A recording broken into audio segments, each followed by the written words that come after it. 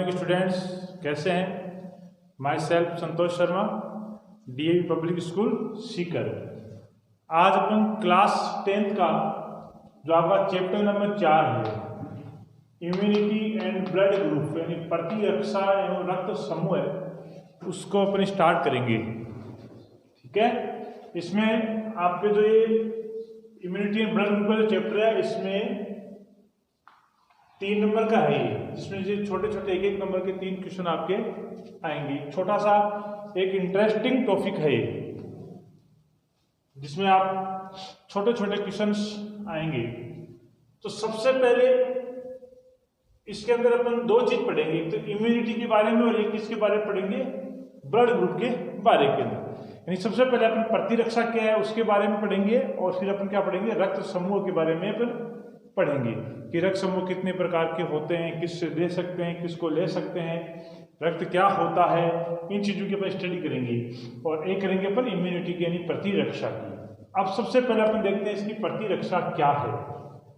तो प्रतिरक्षा के अंदर हमने जो इंट्रोडक्शन में लिखा है, सबसे पहले हमें ध्यान रखना इम्यूनोलॉजी क्या है, प्रतिरक्षा विज्ञान क्या है। यानी देखा होगा आपने, जिसे अलग अलग अपन पढ़ते हैं, आनुवांशिकी है या वनस्पति शास्त्र है, जंतु शास्त्र है, अपना अलग पढ़ते हैं। इसी तरीके से ये इम्यूनोलॉजी है, प्रतिरक्षा विज्ञान। तो ये क्या है, the study of immunity and immune system is known as immunology. यानी जीव विज्ञान की या विज्ञान की वह शाखा जिसके अंतर्गत अपन किसका अध्ययन करेंगे, इम्यून सिस्टम का और इम्यूनिटी का, यानी प्रतिरक्षा और प्रतिरक्षा तंत्र का अध्ययन किया जाता हो। यानी वह शाखा, वह ब्रांच जिसके अंतर्गत इम्यूनिटी यानी प्रतिरक्षा और इम्यून सिस्टम यानी प्रतिरक्षा तंत्र का अध्ययन किया जाता हो, तो वो अपन क्या कहेंगे, उसको इम्यूनोलॉजी कहेंगे। तो डेफिनेशन क्या हो जाएगी, the study of immunity and immune system is known as immunology.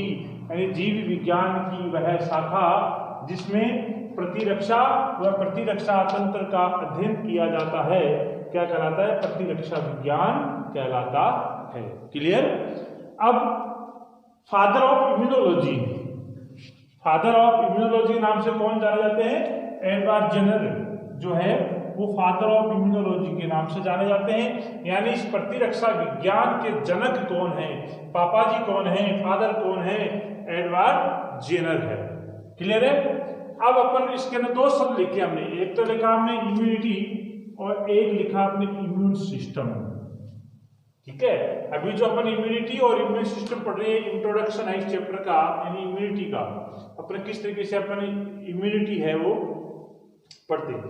तो इसमें 2 शब्द लिखा हमने, इम्यूनिटी और ये पढ़ा है एक इम्यून सिस्टम। तो इम्यूनिटी क्या है और इम्यून सिस्टम क्या है, यानी प्रतिरक्षा क्या है और प्रतिरक्षा तंत्र क्या है। तो सबसे पॉइंट हमने स्टार लगा के लिख रखा है इम्यूनिटी यानी प्रतिरक्षा क्या है। ठीक है, इसको हिंदी में क्या बोलते हैं, प्रतिरक्षा, प्रतिरक्षा। क्लियर?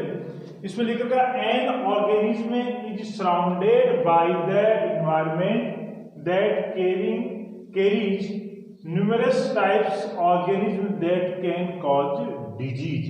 क्या कह रहा है, an organism is surrounded by the environment, यानी कोई जीव है वो वातावरण के अंदर घिरा हुआ होता है। किससे घिरा होता है, बहुत सारे कैरी यानी ले जाने वाले types of organism that can cause disease, यानी जो रोग को ले जाने वाले, या अपन ये कहेंगे रोग कारक, या अपन पैथोजेंस के नाम से इसको अपन जान सकते हैं।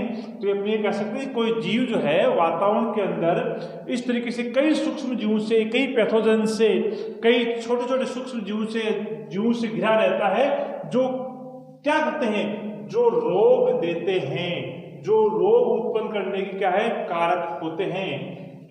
The body has a natural defense mechanism that stop the entry of these pathogens। यानी अपनी जो बॉडी, इनको रोकने के लिए, किनको, जिनसे अपना शरीर घिरा रहता है, यानी अपने यहाँ वातावरण के अंदर खड़े हैं, तो अपने चारों बहुत सारे ऐसे पैथोजेंस हैं, ऐसे सूक्ष्म जीव हैं जो हमें डिजीज देना चाहते हैं, और वो अपनी बॉडी के अंदर क्या होना चाहते हैं, स्टूडेंट, एंटर होना चाहते हैं। तो अपनी इस बॉडी के अंदर, अपने इस शरीर के अंदर, इस जीव के अंदर इस तरीके से एक नेचुरल डिफेंस मैकेनिज्म यानी कि प्राकृतिक प्रतिरक्षा विधि पाई जाती है जो इन सूक्ष्म जीवों को अपनी बॉडी में एंटर होने से रोकता है। तो वही क्या कहलाता है? प्रतिरक्षा कहलाता है। वही डिफेंस, वही सुरक्षा क्या कहलाता है स्टूडेंट? प्रतिरक्षा कहलाता है। तो प्रतिरक्षा को हम क्या कह सकते हैं हम शॉर्ट के अंदर कि किसी जीव के भीतर या अपने कहें कि कोई रोग कारक किसी जीव के भीतर एंटर करना चाहता है और उसको रोकने के लिए जो काम करती है, उसको रोकने के लिए यानी उसके अंदर एंटर होने से जो रोकती है वही क्या है? प्रतिरक्षा है, इम्यून सिस्टम है या इम्यूनिटी पावर जिसको अपन बोलते हैं। पर कई बार कहते हैं ना कि ये इस तरीके से है, ये बहुत ही थोड़ी सी जुकाम लगते ही, बुखार होते ही ये बहुत ज़्यादा सेंसिटिव है, ये बहुत ज़्यादा बीमार हो जाता है, या थोड़ा सा होते ही क्या है इसमें चलने फिरने की हिम्मत नहीं होती, मतलब उसका इम्यून सिस्टम जो है वो कमज़ोर है।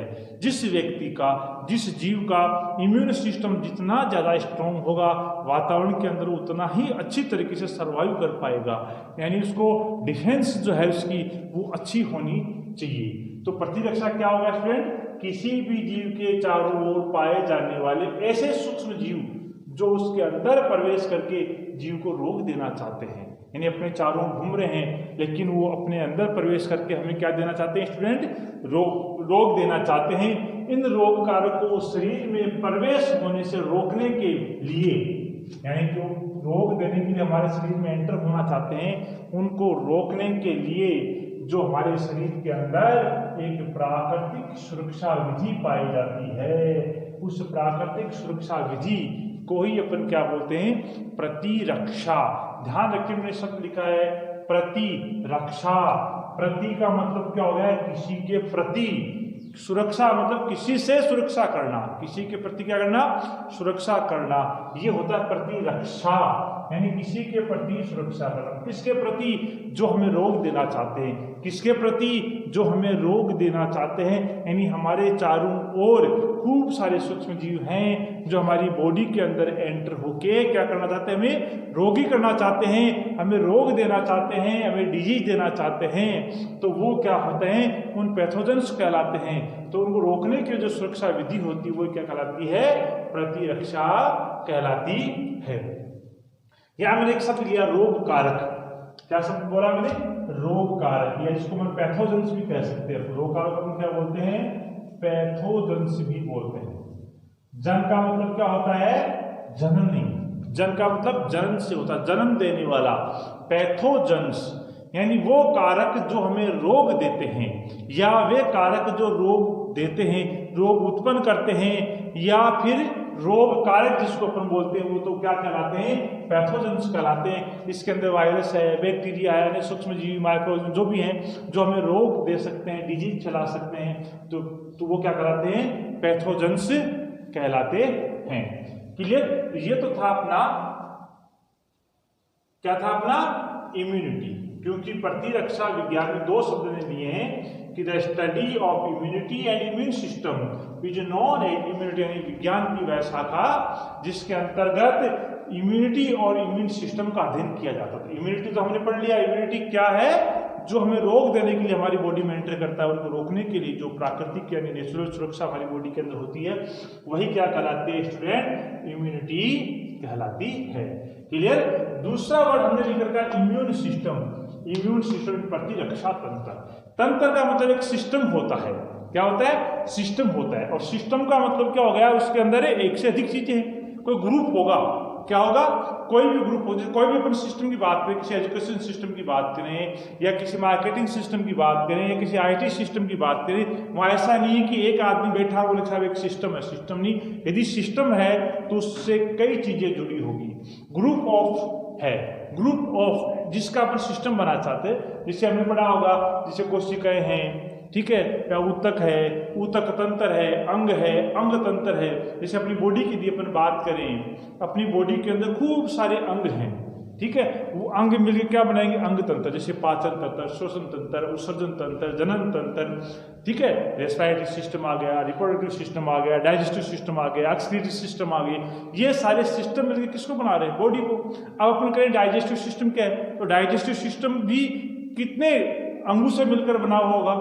जैसे अपन डाइजेस्टिव सिस्टम की बात करें, एलिमेंट्री कैनाल की अपन बात करें, तो माउथ से लेकर एनस तक कितने ऐसे पार्ट है जो उसके अंदर पार्टिसिपेट करते होंगे, वो सारा मिलकर क्या बना रहे हैं, डाइजेस्टिव सिस्टम बना रहे हैं। क्या बना रहे हैं, डाइजेस्टिव सिस्टम बना रहे हैं। ऐसे रेस्पिरेटरी सिस्टम बन रहा है, ऐसे ही रिप्रोडक्टिव सिस्टम बन रहा है, ऐसे ही एक्सक्रीटरी सिस्टम बन रहा है। यानी सिस्टम का मतलब क्या हो गया, ग्रुप होता है।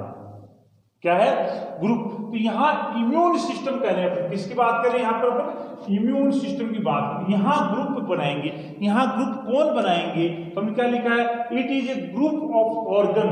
क्या लिखा है, it is a group of organ, cell and tissues which help us develop ability to fight against the disease.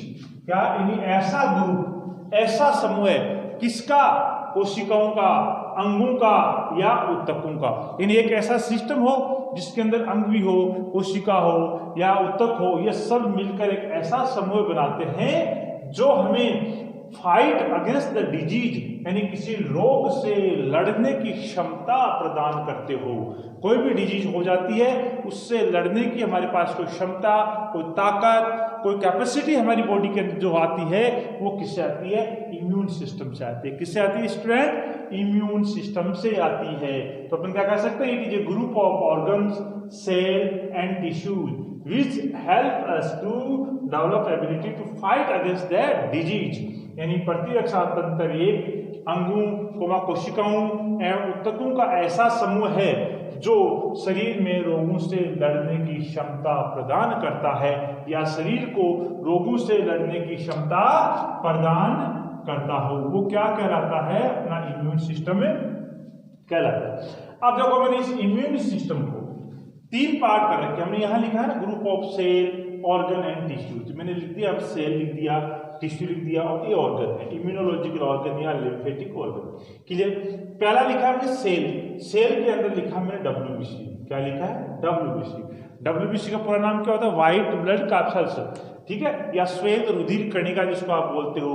Blood के अंदर तीन प्रकार की सेल्स आती है, RBC, WBC और प्लेटलेट्स। कौन सी बताइए स्टूडेंट्स, RBC, WBC और प्लेटलेट्स। ठीक है, ये तीन सेल ब्लड के अंदर पाई जाती है, जिसमें से तो WBC जो होती है, व्हाइट ब्लड सेल्स होती है, व्हाइट ब्लड कार्पस या श्वेत रुधिर कणिका जो होती है, वो किसके अंदर अपने काम आती है, इम्यून सिस्टम के अंदर क्या होती है, काम आती है। तो मैंने केवल यहाँ पर क्या लिखा है, WBC ही लिखा है, RBC और प्लेटलेट्स हमने नहीं लिखे, क्योंकि अपने इम्यून सिस्टम की बात कर रहे हैं। तो अपन इम्यून सिस्टम के वही कोशिका लिखेंगे, यानी वही सेल लिखेंगे, वही अपन ऑर्गन लिखेंगे और वही टिश्यू लिखेंगे जो हमें इम्यून सिस्टम से जुड़े हुए हो, या हमें हमारे शरीर में रोगों से लड़ने की ताकत या क्षमता हमें प्रदान करता हो। उन्हीं ऑर्गन्स को, उन्हीं टिश्यूज को, उन्हीं सेल्स को अपन किसके अंदर पार्टिसिपेट कराएंगे, किसके अंदर शामिल करेंगे, अपने इम्यून सिस्टम के अंदर शामिल करेंगे।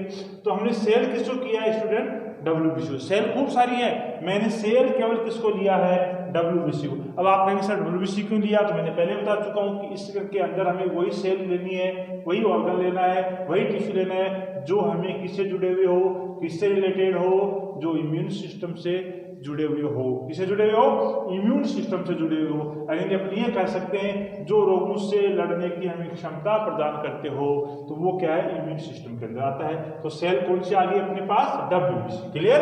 फिर आता है अपने इम्यूनोलॉजिकल ऑर्गन या लिम्फेटिक ऑर्गन। तो सबसे पहले लिखा मैंने बोन मैरो, जिसको अस्थि मज्जा भी कहते हैं। क्या बोलते हैं इसको, अस्थि मज्जा भी बोलते हैं, बोन मैरो। दूसरा लिखा है लिम्फ नोड्स, यानी लस्सी का गांठें, जिसको हिंदी में बोलते हैं लस्सी का गांठें। ठीक है। फिर लिखा है थाइमस, कोष्ठक में लिखा का एंडोक्राइन ग्लैंड। फिर नीचे लिखा लीवर, लीवर का मतलब होगा यकृत। ठीक है। मैंने लिखा बोन मैरो। ये स्टूडेंट बोन मैरो क्या होता है, अस्थि मज्जा क्या है, डिटेल में अपन 12th क्लास में पढ़ेंगे, लेकिन बता देता हूँ ये एक अस्थियों के अंदर पाया जाने वाला लिक्विड होता है। अस्थियों के अंदर पाया जाने वाला क्या होता है, द्रव होता है, कौन, बोन मैरो। ठीक है। और दूसरा लिम्फ नोड, ये लस्सी का गांठें होती है, यानी बहुत सारा लस्सी का एक साथ इकट्ठा हो जाता है, एक गांठ रूप में बना देता है, ठीक है। या कई जगह लस्सी का जो इकट्ठा हो गया वो नोड टाइप कहलाता है, तो उसको अपन क्या बोलते हैं, लिम्फ नोड अपन उसको कहते हैं। थाइमस क्या है, एक एंडोक्राइन ग्लैंड है, अंतःस्रावी ग्रंथि है, जो अपन चैप्टर अपना जो ये सिस्टम वाला चैप्टर अपन पढ़ेंगे उसके अंदर अंतःस्रावी तंत्र आएगा, एंडोक्राइन सिस्टम अपना जो आएगा, उस एंडोक्राइन सिस्टम के अंदर अपन थाइमस ग्लैंड को भी अपन पढ़ेंगे, ठीक है। एक है लीवर यकृत, जो आपको जानते हो कि पाचन संबंधी अपनी सारी क्रियाएं हैं वो अपना लीवर है, एक काम में लेता है अपन। तो इम्यूनोलॉजिकल ऑर्गन्स या लिम्फेटिक ऑर्गन के अंदर कौन कौन से आ गए, बोन मैरो आ गया, लिम्फ नोड आ गया, और थाइमस आ गया, और कौन सा आ गया, लीवर। ये अपने पास के ऑर्गन। फिर आ गया अपने पास टिश्यू, टिश्यू के अंदर हमने लिया रक्त, ब्लड यानी रक्त, जिसकी अपनी स्टडी करेंगे। और एक होता लिम्फ यानी लसिका, ये दो किसके अंदर शामिल है अपने पास इस टिश्यू के अंदर, लसिका ऊतक और रक्त, जो एक तरल संयोजी ऊतक होता है, कौन, रक्त तरल संयोजी ऊतक होता है, वो कैसे होता है वो अपन आगे स्टडी करेंगे इसकी। तो फिलहाल हमें इसके अंदर केवल और केवल क्या लिखा हमने, इसकी इम्यूनोलॉजी जो है वो क्या है, उसके फादर कौन है, और इसकी डेफिनेशन क्या, इसका अपने अध्ययन किया है। तो ठीक है स्टूडेंट, अपने इस लेक्चर फर्स्ट के अंदर यानी पार्ट फर्स्ट के अंदर केवल हमें इंट्रोडक्शन पढ़ा है, किसका, इम्यूनिटी का डेफिनेशन, और जो किसका अध्ययन किया जाता है, इम्यूनिटी एंड इम्यून सिस्टम को हमने पढ़ा है, ठीक है। अब जो अपना नेक्स्ट लेक्चर जो अपना आएगा उसके अंदर अपन क्या पढ़ेंगे, इम्यूनिटी क्या है और उसके टाइप्स एंड इम्यूनिटी एंड इस टाइप्स अपन पढ़ेंगे, कितने प्रकार की इम्यूनिटी ये होती है और कैसे कैसे ये होती है। क्लियर है? यदि इसके अंदर आपको कोई डाउट हो, कोई चीज कैसा हो कि आपको समझ में नहीं आया, क्लियर नहीं हो पाई, तो आप कमेंट बॉक्स में कमेंट कर सकते हैं। Thank you.